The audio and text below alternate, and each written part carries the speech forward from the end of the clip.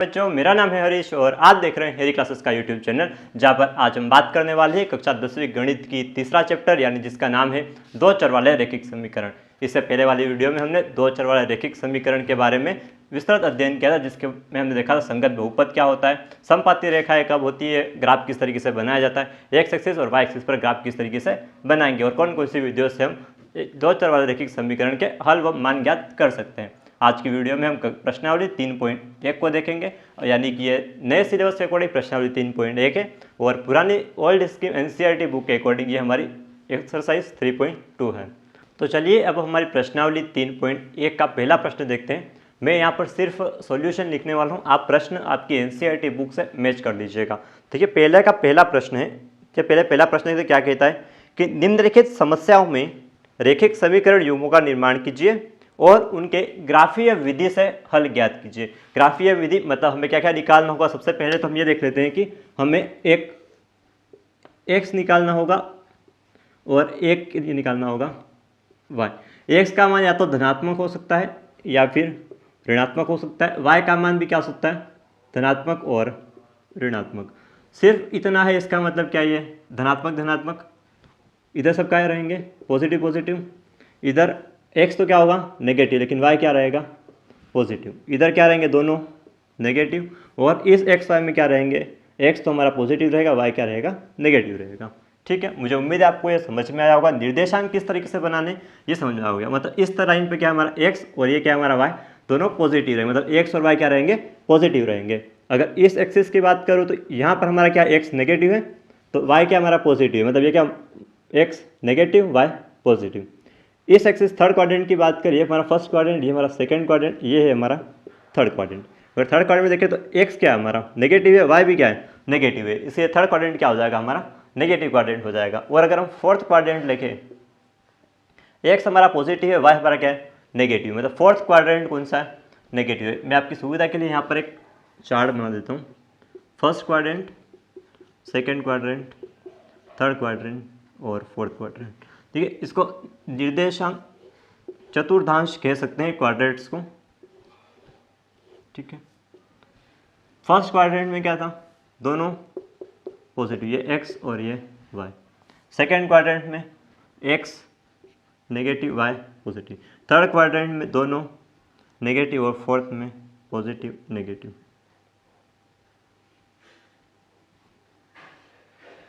ठीक है, देखिए पहले और तीसरे में दोनों पॉजिटिव और नेगेटिव, और सेकंड और फोर्थ में x नेगेटिव तो y पॉजिटिव और y पॉजिटिव तो x नेगेटिव। चलिए अब हम इसे क्वेश्चन देखते हैं। हमारा क्वेश्चन फर्स्ट क्वेश्चन है कि कक्षा 10 के 10 विद्यार्थियों में एक गणित की पहली प्रतियोगिता में भाग लिया है। तो कक्षा 10वीं में 10 बच्चे हैं और उन्होंने गणित की पहली प्रतियोगिता में भाग लिया है। यदि लड़कियों की संख्या लड़कों की संख्या से 4 अधिक है, तो लड़कों की जितनी भी संख्या है उससे लड़कियों की संख्या कितनी अधिक है, 4 अधिक है। अगर लड़कों की संख्या x है तो लड़कियों की संख्या इससे कितनी अधिक है, जितनी भी हमारी संख्या है उससे 4 अधिक है। इसका एक है तो प्रतियोगिता में भाग लेने वाले लड़के और लड़कियों की संख्या ज्ञात कीजिए। तो हम ये तो पहले मान सकते हैं कि लड़कियों और लड़कों की संख्या x और y है। इसके बाद हो जाएगा कुल संख्या कितनी हो जाएगी x और y किसके बराबर है 10 कुल संख्याओं के बराबर हैं। और लड़कियों की संख्या लड़कों की संख्या से 4 अधिक है, मतलब हमने मान लिया कुछ भी मानेंगे तो x बराबर y प्लस 4 हो जाए। चलिए इसे करने की कोशिश करते हैं। चलिए हम प्रश्न हल करना शुरू करते हैं। तो हम सबसे पहले मान लेते हैं लड़कियों की संख्या x है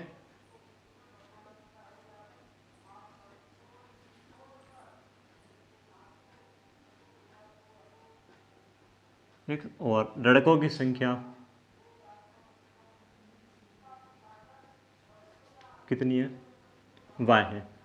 लड़कियों की संख्या x व लड़कों की संख्या y है। अब हमारे प्रश्न में दे रखा है कि लड़कों व लड़कियों की कुल संख्या कितनी है, कुल विद्यार्थियों की संख्या 10 है। मतलब प्रश्नानुसार x प्लस y किसके बराबर है 10 की। ये हमें क्वेश्चन में दे रखा है कि हमने माना सबसे पहले क्या है लड़कियों की संख्या x है और लड़कों की संख्या y है। हमारे प्रश्न में दे रखा है कि कुल विद्यार्थियों की संख्या 10 है, तो x प्लस y की संख्या कितनी है 10 है। अब आगे प्रश्न में दे रखा है कि लड़कियों की संख्या लड़कों की संख्या से 4 अधिक है।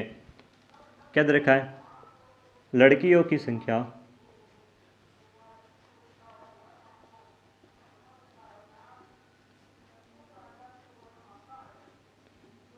लड़कों की संख्या से 4 अधिक है। इसका मतलब क्या हो गया? देखिए हमारी एक पहली समीकरण हो गई। दूसरी समीकरण, लड़कों की संख्या लड़कियों की संख्या से 4 अधिक है। लड़कों की संख्या कितनी थी? x थी। और कितनी अधिक है? लड़कों की संख्या से 4 अधिक है। लड़कों की संख्या से 4 अधिक मतलब लड़कों की संख्या y है और उससे कितनी अधिक है? 4 अधिक है। ये किससे 4 अधिक है? लड़कियों की संख्या अधिक है, मतलब लड़कियों की संख्या लड़कों की संख्या से 4 अधिक है। जब इसे हम x इधर y को माइनस y और ये किसके बराबर हो जाएगा? x माइनस y बराबर 4 हो जाएगा। ठीक है, अब ये हमारा रैखिक समीकरण युग्म आ गया। एक तो रैखिक समीकरण कौन सा? x प्लस वाई बराबर 10 और दूसरा रैखिक समीकरण युग्म x माइनस वाई बराबर 4। ये हमारा क्या है? रैखिक समीकरण युग्म 2। ठीक है, अब दो समीकरण में, दोनों समीकरण में अलग अलग मान रख सकते हैं। तो हम कोई सा भी एक समीकरण निकाल ले लेंगे, यानी x प्लस वाई बराबर 10 ले लो तो हमें x की वैल्यू आ जाएगी और उसके बाद हम क्या y की वैल्यू निकाल सकते हैं। समीकरण लेते हैं x प्लस वाई बराबर 10। इस समीकरण निकाय के अंदर हम किसी भी x या y की वैल्यू कुछ भी रख दीजिए, आप 0 रख दीजिए, 1 2 3, आपकी इच्छा अनुसार कुछ भी रख सकते हैं। तो मैं ले रहा हूँ समीकरण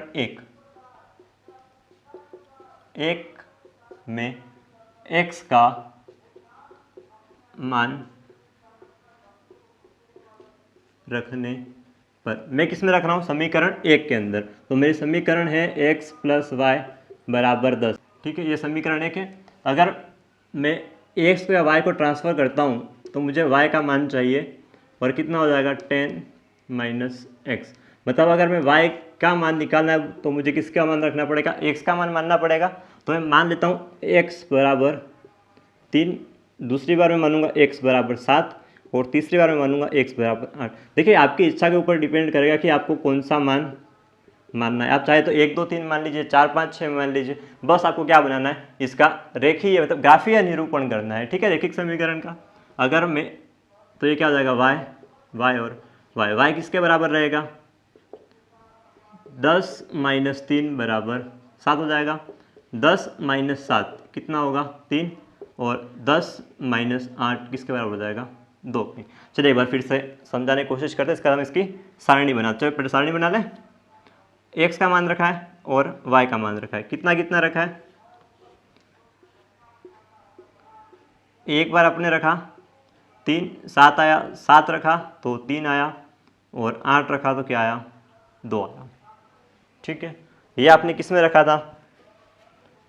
ये आपकी क्या सारणी?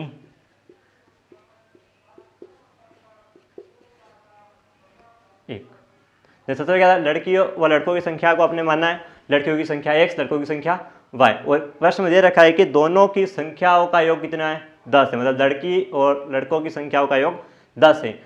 लड़कियों की संख्या लड़कों की संख्या से 4 अधिक है। लड़कों की संख्या कितनी है? y है, तो y से कितनी अधिक है? 4 अधिक है। किसकी संख्या? लड़कियों की। x बराबर y प्लस 4। जब हम इसे आगे सोच दें x माइनस वाई बराबर 4 हो जाएगा। फिर हमने क्या, समीकरण 1 थी हमारी x प्लस वाई बराबर 10। इसके अंदर हमने अगर x का मान रखेंगे तो हम पहले समीकरण को लिखते हैं y बराबर कितने? 10 और ये x इधर जाएगा क्या हो जाएगा? माइनस का x। फिर हम x के 3 मान ऐसे रखने आपकी इच्छा के अनुसार जिससे हमें कितने मान प्राप्त होंगे। अगर मैं x बराबर 3 रखता हूँ तो मुझे y का मान कितना प्राप्त हुआ? 7 प्राप्त हुआ। अगर मैंने x बराबर 7 रखा तो मुझे y का 3 मान प्राप्त हुआ। और मैंने x बराबर 8 रखा तो मुझे y का मान कितना प्राप्त हुआ? 2 प्राप्त हुआ। ये तो हमारी सारणी 1 थी। अब हमें उसी तरह एक और सारणी बनानी है। अब ये समीकरण 1 में x का मान रखा था। अब हम समीकरण 2 यानी जो हमने रखी थी x माइनस वाई बराबर 4। ठीक है, इसे समीकरण में हम क्या रखेंगे? x की वैल्यू रखेंगे तो हम y की वैल्यू रखेंगे तो x की वैल्यू आ जाएगी। समीकरण 2 में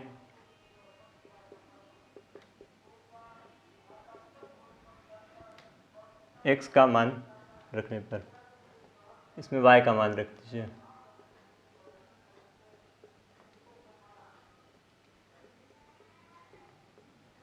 समीकरण क्या थी हमारी?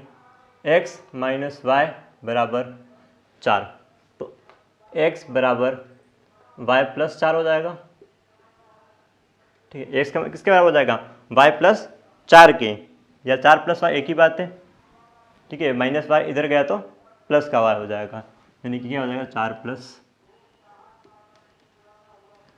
अब मुझे y का मान रखना है, एक बार y का मान 2 बार और y का मान 3 बार। कितना रखना है ये आप हल करने की कोशिश कीजिए, तो मुझे किसका मान प्राप्त होगा, x का। अगर मैं y का मान -2 रखूं तो मुझे कितना प्राप्त होगा, देखिए y का मान अगर मैं -2 रख दूं तो मुझे किसका मान प्राप्त करना है, x का। तो ये 4 + -2 कितना प्राप्त होगा, -2। अगर मैं y का मान प्लस माइनस हो जाएगा तो कितना प्राप्त होगा, 2। अगर मैं y का मान 3 रखूं तो x का मान कितना होगा, y का मान 0 रखूं तो x का मान कितना। अगर मैं y का मान 3 रखता हूं तो x हो जाएगा 4 + 3, यानी कितना प्राप्त हुआ, 7। और x का मान y का मान 0 रखता हूं तो ये कितना हो जाएगा, 4 + 0 = 4। देखिए, और अगर सारणी बनाए तो ये क्या होगा, x और y के मान रखने हैं। देखिए x का मान क्या क्या आया, x का मान एक तो ये आया 2, एक आया 7 और दूसरा आया 4। कब कब आया, एक बार हमने रखा है 0, एक बार हमने रखा है 3 और एक बार हमने रखा है -2, यानी -2 रखा है तो हमें कितना प्राप्त हुआ है, 2। 3 रखा तो 7 प्राप्त हुआ और 0 रखा तो 4 प्राप्त हुआ है। मतलब दोनों समीकरण को बना लिए, मतलब हम निर्देशांक क्या क्या हो जाएंगे, एक एक्सिस पर इसका निर्देशांक हो गए 3,7, अगले निर्देशांक हो गए हमारे 7,3 और अगले निर्देशांक हो गए हमारे 8,2। और सारणी 2 यानी कि क्या है हमारी सारणी सेकेंड, और इस सारणी सेकेंड के अंदर x और y कितने, अगर x का मान 2 होगा तो y का मान कितना होगा, -2। x का मान 7 होगा तो y का मान होगा 3 और x का मान 4 होगा तो y का मान होगा 0। ये हमारे 3 के आ गए निर्देशांक बिंदु आ गए। अब हम इसको ग्राफ के अंदर x और y एक्सिस बनाकर निरूपित करेंगे और जो हमारा कॉमन पॉइंट आएगा उसके ऊपर x और y की वैल्यू रखेंगे ताकि हमारा क्या आ जाए, लड़कियों व लड़कों की संख्या प्राप्त हो जाए। तो देखिए हमने y का मान 3 रखा तो हमें कितना प्राप्त हुआ, 7 प्राप्त हुआ, और y का मान 0 रखा तो x का मान कितना प्राप्त हुआ, 4 प्राप्त हुआ। ठीक है, ये कब y का मान 2 रखा, y का मान 3 और y का मान 0। ठीक है, अब आपको अच्छे से दिख रहा होगा, x का मान 3 रखा, x का मान 7 आया, x का मान 7 रखा, y का मान 3 आया, x का मान 8 रखा तो y का मान 2। हम दोनों सारणी बना लिए। चलिए अब इसका ग्राफ बनाते हैं। देखिए अभी हमने 2 समीकरण हल करिए और दोनों समीकरण के हमने मान ज्ञात किए हैं। उससे हमें ग्राफ बनाएंगे x axis, minus axis, y axis और माइनस y एक्सिस। तो पहले समीकरण क्या थी हमारी, हमने पहली समीकरण किसको x + y = 10 को सोल्व किया था। तो हमने x और y की वैल्यू प्राप्त करी। x का मान जब 3 हो तो y का मान कितना होगा, 7 होगा, यानी कि x का मान 3 ये रहा। जब हम x का मान 3 रखते हैं तो y का मान कितना प्राप्त होता है, 7 प्राप्त होता है। तो y का मान 7 प्राप्त होता है। कब प्राप्त होता है, 3 रखने पर y का मान हमें 7 प्राप्त होता है। दूसरा हमारा है जब हम x का मान 7 रखते हैं तो y का मान हमें 3 प्राप्त होता है। यानी अगर मैं x का मान 7 रखूं तो मुझे y का मान कितना प्राप्त होता है, ठीक है, ये 3 प्राप्त होता है। ठीक है, आपके ग्राफ में अच्छे से बन जाएगा। यहाँ पर ग्राफ नहीं, इसीलिए फिर भी आप समझने की कोशिश करिएगा। अगर x का मान 8 रखता हूँ तो y का मान कितना प्राप्त होगा, 2 प्राप्त होगा। अगर मैं x का मान 8 रखता हूँ तो मुझे y का मान 2 प्राप्त होगा। कब, x का मान 8 रखने पर मुझे 2 प्राप्त होगा और x का मान 7 रखूँगा तो मुझे 3 प्राप्त होगा। ये तो क्या थी हमारी पहली समीकरण। पहली समीकरण क्या है हमारी, x + y = 10। ठीक है, अब हम x - y = 4 को हल कर किया था तो क्या आया, x का मान 2 रखने पर हमें -2 प्राप्त हुआ। x का मान 2, तुम्हें क्या प्राप्त हुआ, -2, यानी कब प्राप्त हुआ, 2 रखा तो अब मैं -2। पहले हमेशा x का निर्देशांक लिखना है, उसके बाद हम y का निर्देशांक रखेंगे। सेकंड, अगर हमने x का मान 7 रखा है तो हमें y कितना प्राप्त हुआ है, 3 प्राप्त हुआ है। अगर x का मान 7 हो तो y का मान कितना होगा, तो x और y का मान कितना प्राप्त हुआ। इस इक्वेशन के लिए भी x और y का मान कितना प्राप्त हुआ, 7 और 3। मैं यहाँ पर फिर से लिख देता हूँ 7,3। और जब मैंने x का मान 4 रखा तो y का मान कितना प्राप्त हुआ, 0 प्राप्त हुआ। x का मान 4 रखा तो y का मान कितना प्राप्त हुआ, 0 प्राप्त हुआ। कब प्राप्त हुआ, जब मैंने x का मान 0 तो y का मान क्या प्राप्त हुआ, ठीक है। इसे अब एक प्रतिच्छेदित रेखा के रूप में बनाते हैं। तो ये तो हमारा पहला वाला हल था, ठीक है। एक बिंदु से ये मिला, ये वाला बिंदु, और यहाँ से ये वाला बिंदु, ठीक है। और ये कौन सी समीकरण में, पहली समीकरण थी। पहली समीकरण क्या थी, x प्लस वाई बराबर 10। देखिए इसका एक ए बिंदु ये रहा, इसके बाद ये बी बिंदु है और ये सी बिंदु है, ठीक है। इसके बाद हमने समीकरण देखी 2 माइनस 2, यहाँ से ये कुछ समीकरण ऐसे गई और ये पॉइंट पर क्या हुआ, देखिए इस पॉइंट पे से क्या गया, प्रतिच्छेद किया है, मतलब 7 और 3, 7 और 3 पर। तो x का मान कितना होगा 7 और y का मान कितना हो जाएगा 3 हो जाएगा। लेकिन हम सबसे पहले क्या लिखेंगे, समीकरण का क्या है, समीकरण 2 x माइनस वाई बराबर 4, ठीक है। x माइनस वाई समीकरण का ये वाला हल है, और x प्लस वाई बराबर 10 का कौन सा, ये ऊपर वाला हल है, ठीक है।